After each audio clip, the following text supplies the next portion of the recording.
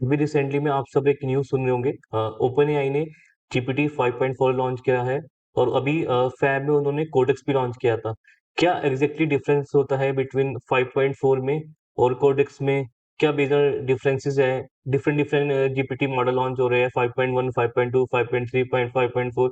क्या major difference है? क्या इनके वर्जन्स है? इस वीडियो में आपको भी क्लियर हो जाएगा पॉइंट टू पॉइंट।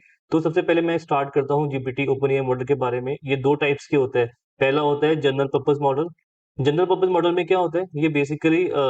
ये बेसिकली आपको बताता है कि बेसिक इंफॉर्मेशन क्या होती है, जैसे chat board, reasoning, writing, analyse करना, रिसर्च में अप्लाई करना या मल्टी मोडल टास्क हो गए। तो ये सब चीजों की जो कैटेगरी आती है वो आती है जनरल जीपीटी मॉडल्स के अंदर। जैसे आपने वेरिएशन सुनोगे 5.1, तो ये एक तरफ का जनरल पर्पस मॉडल है।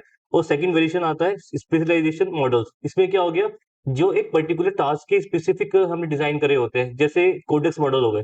ये क्या होता है, एक स्पेशलाइजेशन टास्क है। मान लो कोई कोडिंग की प्रॉब्लम हो गई और डीबगिंग की हो गई, रीफैक्टर करने की हो गई, और या डिप्लॉयमेंट का कोई इश्यू आ गया, तो इस टाइप की जो प्रॉब्लम्स होती है उसको सॉल्व करता है कोडेक्स। तो ये मेजर डिफरेंस होता है जनरल पर्पस में और कोडेक्स के अंदर।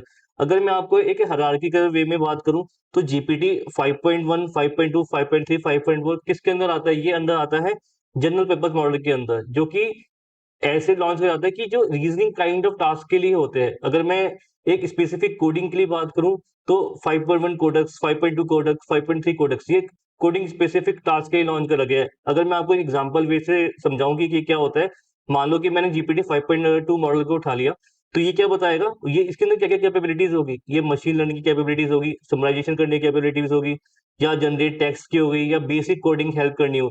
अगर मैं